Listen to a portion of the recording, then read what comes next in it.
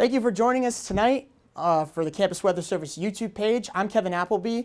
We are thrilled to be relaunching the live broadcast team. This is going to be the first live broadcast that Campus Weather has done since September of 2019, back when we covered Hurricane Dorian off of the east coast of Florida. Today we're going to be covering, everyone's talking about it, Hurricane Ian just made landfall just north of Fort Myers. So we'll be talking about that in just a few minutes, but I just want to give a few shout outs real quick to the team that's relaunched the live broadcast team, to Vice President Matt Iovino, Head of Communications Dana Osgood, and Head of Business Catherine Gross for all your help. Rob Leidick for everything you do behind the scenes. Thank you for helping us get this together. This is just the cusp of what we're going to be capable of doing. We look forward to expanding this, offering it to general body members in the coming weeks and months ahead, and we're really excited to get that going. But in the meantime, we saw Ian.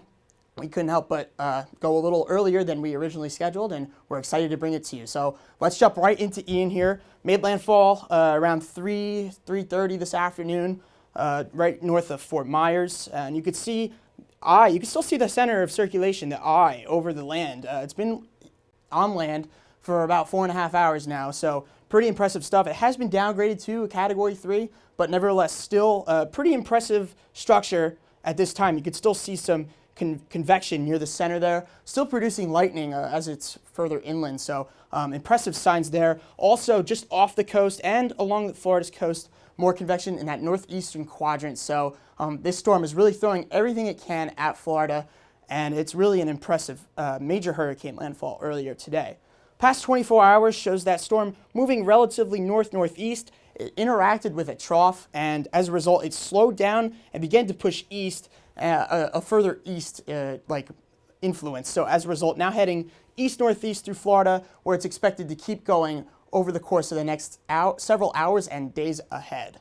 So we'll zoom it on in here now. Category 3 hurricane just north of Fort Myers, essentially between Fort Myers and Tampa Bay, where they're seeing very heavy rainfall and some embedded thunderstorms within that. You can make it out here. Past 3 hours showing the same areas receiving very heavy rainfall. So flash flooding between storm surge and the heavy rain, a huge concern from Tampa Bay to Winter Haven through Sebring, Port Charlotte, and Sarasota. So everything in between, on the lookout for 12 inches plus of rain. It's not out of the question from this storm.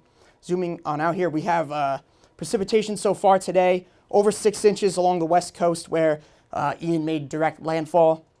A little bit less as you head away from the center, but notice pretty impressive numbers coming from the east coast as well. We'll zoom in on the west first. We've got an older report now of 5.42 in Venice, and a little bit less as you head towards those lighter colors, approaching 4 inches in Punta Gorda, and 2.29 reported in Fort Myers, but again, that's a very old report. I think the ASOS went off there right around 12 or 1 o'clock this afternoon before the hurricane even made landfall. As we move east, where the center of the storm is just now approaching, and it's weaker than when it made landfall in the western portion of the state, but being northeast of the storm, they're susceptible to thunderstorms, and they're susceptible to southeasterly flow coming off the ocean. As a result, it's just pouring moisture on this part of Florida, and also with that thunderstorm threat. You could see, you're getting storm surge, you're getting all this rain. Again, 6 inches plus already in some areas. It's got to go somewhere, and from this Twitter clip, you could see it has approached almost the second story that is of this hotel down on the west coast of Florida. So this is the scene here. It's the scene all across the west coast of Florida right now. And we expect more scenes like these to be coming in over the course of the next day or so down there in Florida.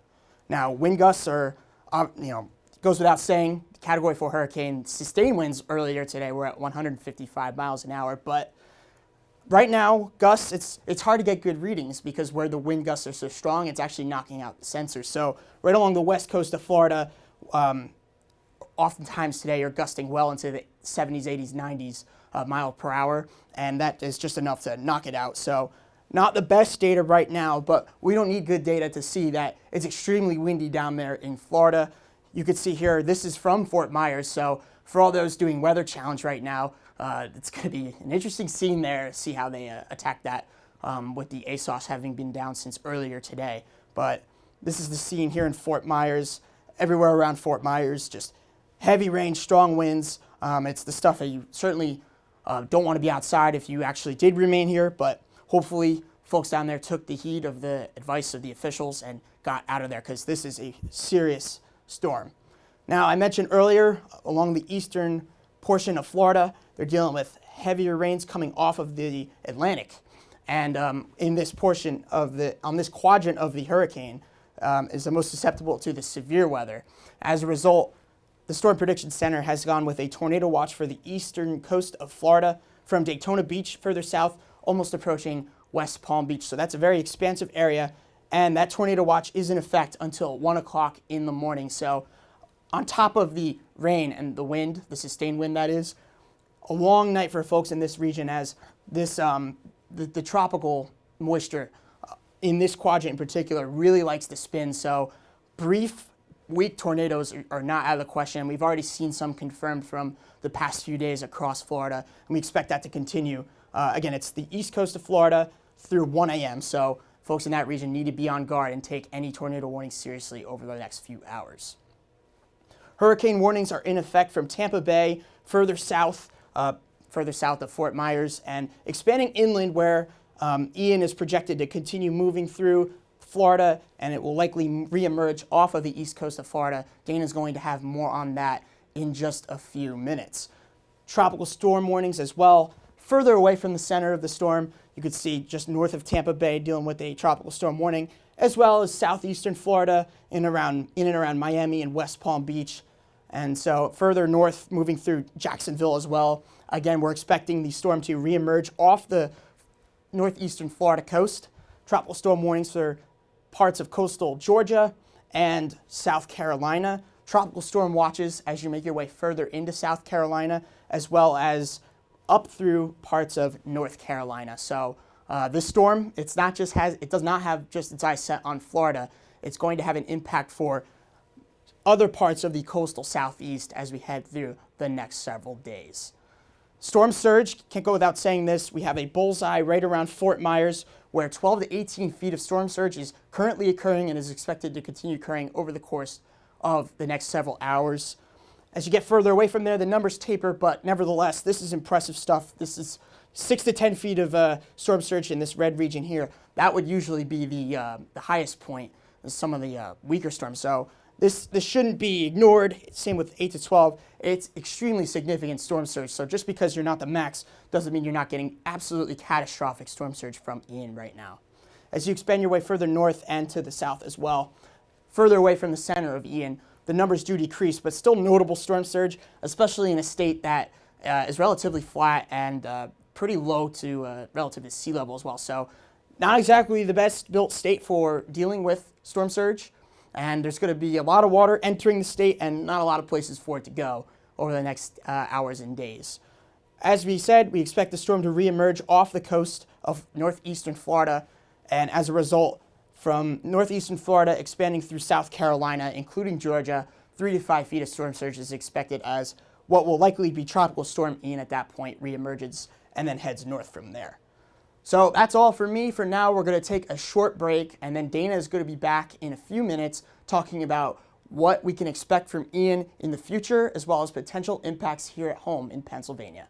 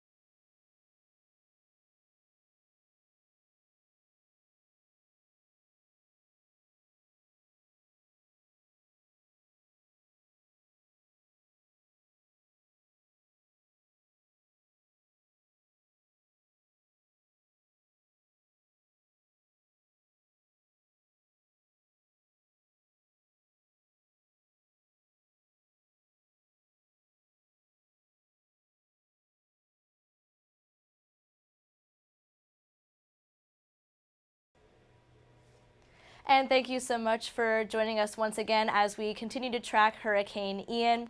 So first up, we have the projected path of the hurricane. So currently at a Category 3, it is expected to weaken as it remains over the mainland in Florida and will drop to a tropical storm right before exiting back over the ocean near Jacksonville, and then will continue to move its way over the ocean until it comes over the mainland United States once again at the southern coast of South Carolina, and will continue to track its way northward through the East Coast. So this area will continue to have some impacts, and as we go further into the future, we can see a better area of where Hurricane Ian will continue to move forward, and especially how it will impact Pennsylvania later in this weekend.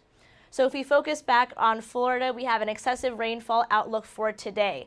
So most of the middle of Florida has a high risk for excessive rainfall. Now, these are not issued very often, so it is very important to take this seriously. Florida is very flat, so between the heavy rain and the storm surge, there is a lot of water going into this area with not a lot of places for it to go. So be sure to heed evacuation warnings if you haven't already, and to keep you, your family, and your pets safe. And if we move into the excessive rainfall outlook for tomorrow, we have another day of a high risk where we've shifted a little bit closer to the coast as we continue to follow the track of Hurricane Ian as it begins to move off of the northeastern coast of Florida. And if we zoom this in a little bit, you can really see the areas near Jacksonville and Daytona Beach in Orlando are in the most risk of excessive rainfall during this time. A little bit lower in terms of storm surge, but still a lot of rainfall coming from this storm that is very important to take seriously. And as we go into Friday, because the storm will have weakened as we went over mainland Florida, it could pick up a little bit more strength going over water once again, but it is expected to remain as a tropical storm. So there is a moderate risk in the northeastern coastal part of Georgia, and southern South Carolina is in a moderate risk for excessive rainfall. So between the storm surge and the rain, that really is the main story that we're looking at here with the amount of rain that's going to be falling in this area.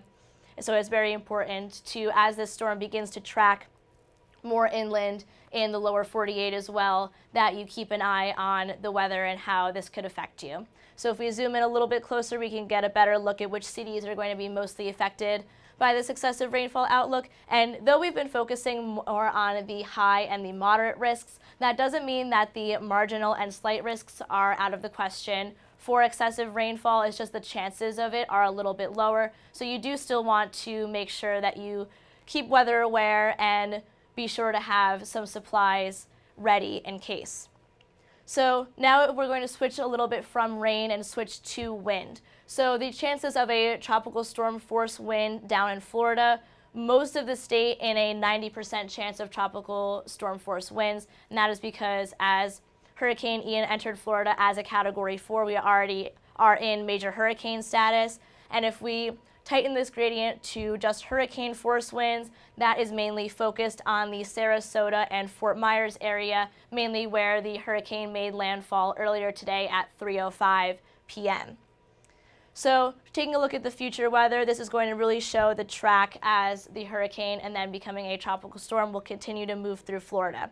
So it made landfall earlier today just south of Tampa Bay and will continue to traverse relatively slowly to the northeastern side of Florida, and that has been a main concern with this storm, is the fact that storms that move very slow have a chance to dump a lot more rain in a specific area, and that means it causes much more major impacts than, say, a faster moving storm.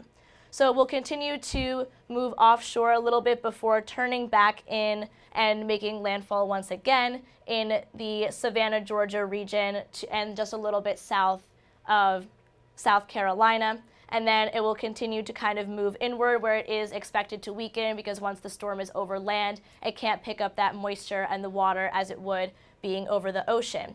And this is at Friday at 11 p.m. So you may have noticed that in that time from when we started right now to Friday at 11 p.m., it really hasn't moved very far. So again, that really weeds into the excessive rainfall and the storm surge, as this storm is just going to sit for a little while. And as we move into Saturday morning, you can see a little bit here how the storm begins to fall apart. There isn't the higher values indicating heavier rain in the middle, but it is still a very impactful system, so be sure to be aware of that as well. And it begins to move even more northward as we get into later in the day on Saturday. But if we bring this back to Florida, who's being impacted right now, this is giving our future weather in terms of rainfall amounts. So this is kind of later in the day as the storm begins to move towards the eastern coast of Florida. We're getting in some of the highest levels in terms of rainfall. So again, some of these readings may not be able to be necessarily calculated because, as mentioned earlier, as the storm moved onshore, it did bring down a lot of our observations, ASOS and things like that. So be sure to be weather aware and just kind of keep your eyes and ears open. If something looks dangerous, don't go investigating it. So if we switch gears a little bit into our convective outlook, just because it's a hurricane doesn't mean it doesn't have other weather elements associated with it, meaning we could have some terms of severe weather. So along the I-95 corridor, there is an enhanced risk for severe weather today, which is a 3 out of 5 on the scale. And this main concern is tornadoes, because in that specific quadrant, things like to spin. So there is a chance for some weak tornadoes going through. And then just south of Daytona Beach along the I-95 corridor, there is a 10% contour, and then 5 and 2 as we go just to the west and south of that. And because of this convective outlook, the National Weather Service has issued a tornado watch until Thursday at 1 a.m. So be sure to take tornado warnings seriously as you guys go through the night tonight. It's going to be a long night for most of Florida. As the storm begins to move offshore tomorrow, we have downgraded our convective outlook for tomorrow down to a 2 out of 5 or a slight risk, but there's still, for most of the state, there is a chance for general thunderstorms and other severe weather as you get closer to the center of the storm. Our tornado outlook has shrunk a little bit, but it is in the same general area, so you still want to heed any tornado warnings or severe thunderstorm warnings in the area by Daytona Beach. So now, how is this going to affect us here in Pennsylvania?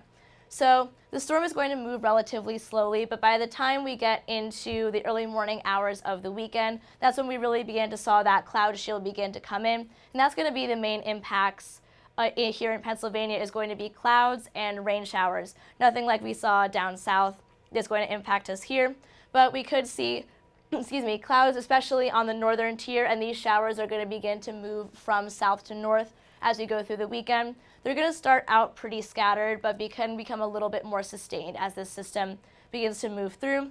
But it is going to break up a little bit later in the day on Saturday. That's why the chances of rain, especially this far out, are a little bit uncertain. But one of the main things you can see over the weekend is going to be the clouds, so it's going to be mostly overcast for a lot of the weekend, but make sure you pack your umbrella no matter what, because there is always that chance of scattered showers and storms as we go through the weekend here. And that's going to continue, because this system is going to hang around at least for the end of the weekend and into the beginning of the work week next week, because you can see here we still have those clouds to the north and again scattered showers to the south even on Monday evening.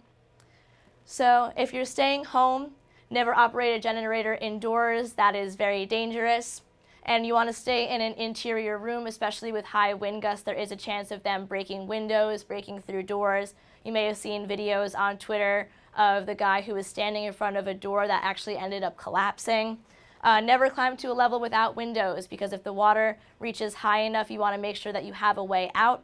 And lastly, pay attention to weather news and updates. No matter how you can get them, from Twitter, from a weather radio, or from TV, just make sure you have a way to get these updates, because otherwise you don't know what's coming next, and that's always really important to prepare for.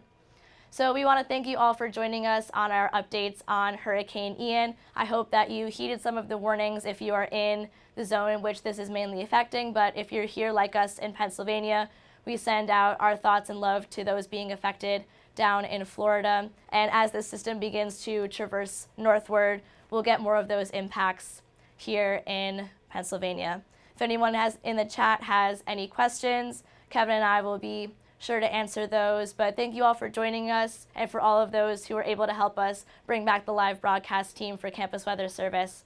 We really enjoyed being here covering Hurricane Ian.